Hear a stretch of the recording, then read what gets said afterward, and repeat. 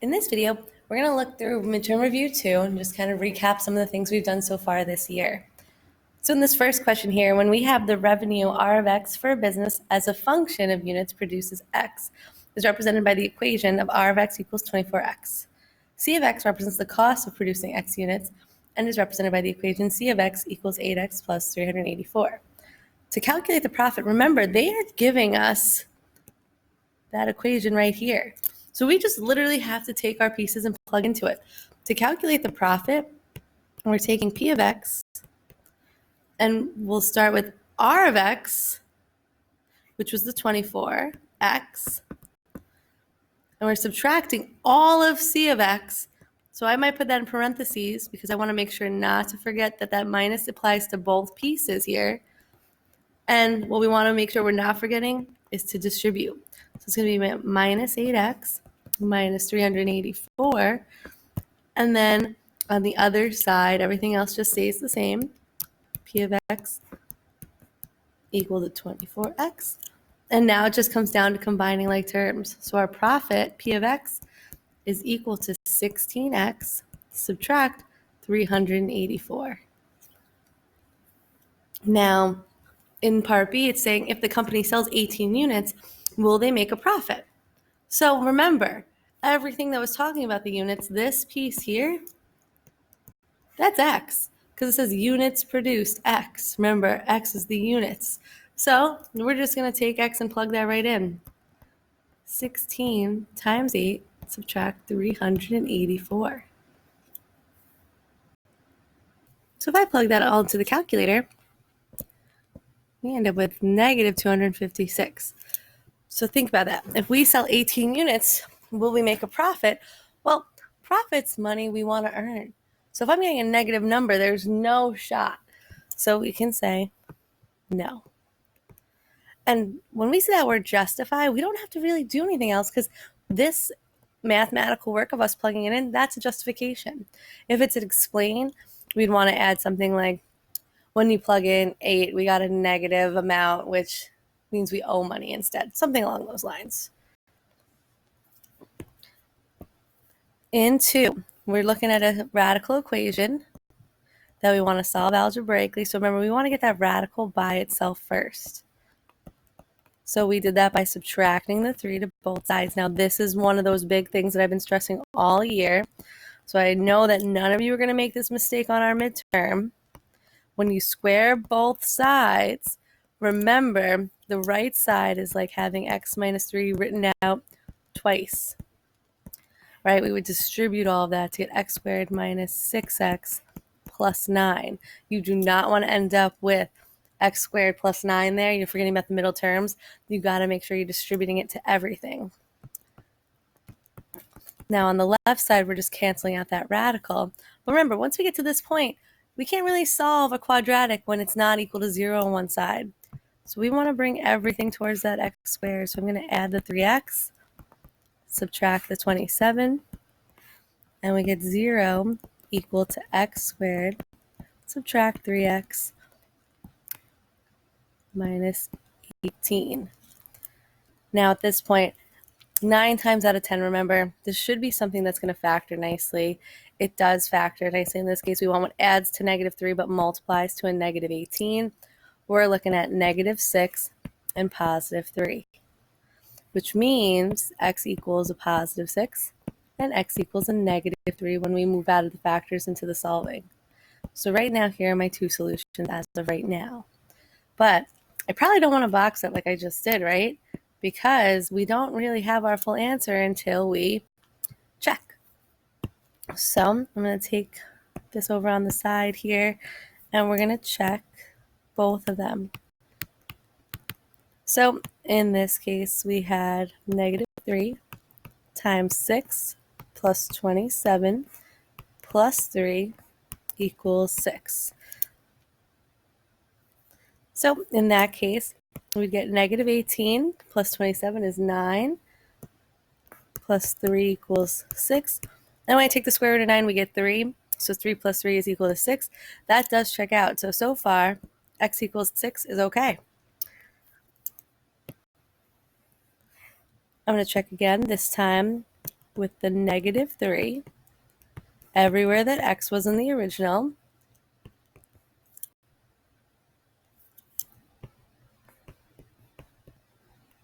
So when I do that, I'm looking at 9 plus 27 under the radical is 36. We get 6 plus 3, which is not going to be equal to negative 3. So unfortunately, we reject that negative 3. So we always want to check to see if there's one that rejects. If neither rejected, if they both worked, we have 2 answers. If they both were rejected, we'd have no solution. But in this case, our answer is x equals 6. Now, number 3, we have a multiple choice question, and it's asking me to find the solutions. Remember, when we solve quadratics, there's a couple different ways you can do it. We could try to factor, but if I look at all my answer choices, each one of them has a radical or an I. That's telling me it's not going to factor nicely. So getting factoring out of my head, I'm not going to try to do headphones in this case. I could try to do complete the square, but there's no middle term and there's a term in front that kind of makes it messy. But remember, there's something on your reference sheet that can help you out every time. We're going to use our quadratic formula. So that means I'm talking about right off the reference sheet. But so in this case, A is 2, B is negative 1, negative B is positive 1, C is 1, and if I put it all together, 4AC is equal to 4 times 2, which is 8, times 1, which is still 8. And we're going to plug in here. X is equal to negative B plus or minus the square root of B squared minus 4AC all over 2A.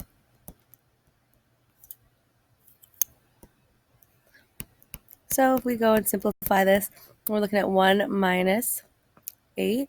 So we're going to have a negative 7 under the radical all over 4.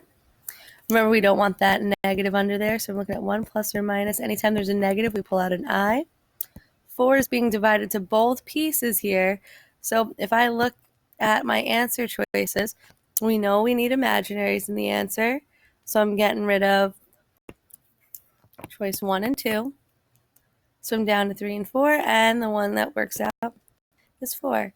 What's happening is here is just the plus and minus that's in between is being broken up into 2 different terms. Like we have the plus and the minus. Now for 4, which of the following expressions is not a factor of the expression? Remember, anytime you see something with 3 terms, 4 terms, let's try to group if possible. So 2 and 7, I can't pull anything out of there, but I do have x squared in both of them. So I'm going to leave that as 2x subtract 7y in the first group. In the second group, think about 18 and 63. Remember, I want those parentheses to match, so I'm probably thinking I want to get down to 2. I'm going to pull out a negative 9. And y squared is also the GCF that can come out. So then we're looking at 2x minus 7y. Remember, our goal is to have those parentheses match. So I'm going to have x squared minus 9y squared and 2x minus 7y. But don't forget, we have one that can factor a little bit further. We technically have dots here. So I'm looking at x minus 3y, x plus 3y. Oops.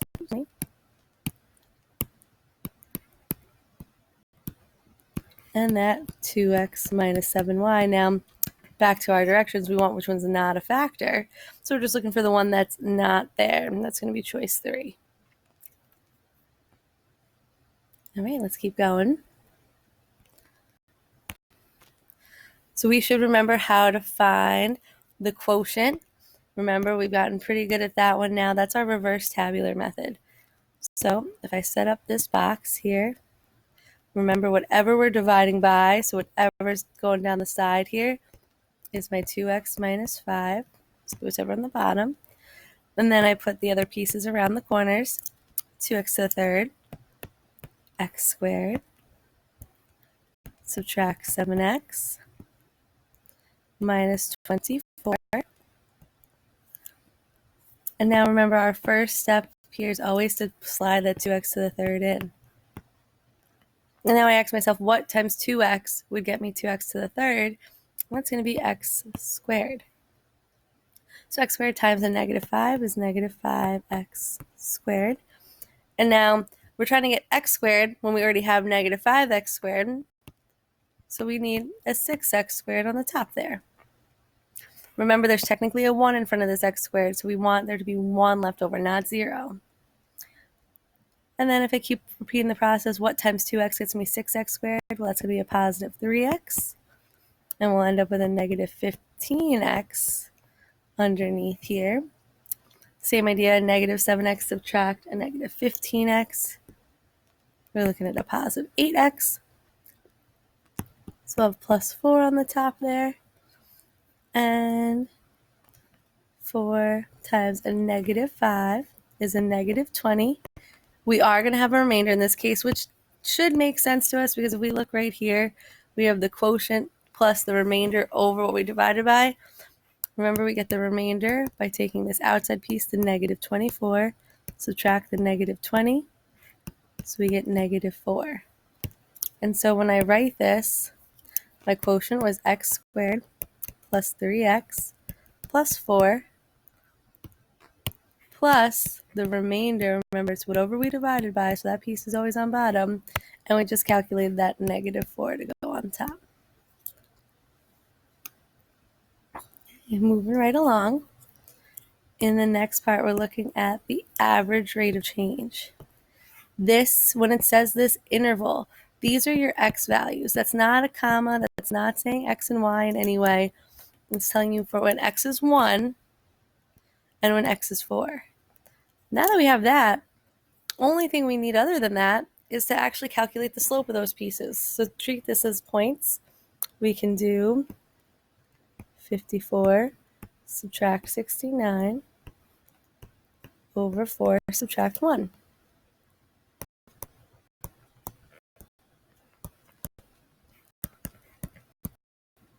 So our average rate of change for that interval is negative 5. Okay, with 7, we just got through this unit. Remember, keyword here is recursive formula. That's one that builds off of one another. As soon as you receive recursive, I automatically want you to write an, give yourself a little space, and write an minus 1. That just means the term I want comes from the term before. Then I look at this, and I say, okay, is this going to be multiplication or addition? Well, if I know from 2 to 6, I would add 4, but I definitely would not add 4 to get 22. Same thing, I can multiply 2 by 3, but if I do that, I'm not getting 22. So in this case, I'm thinking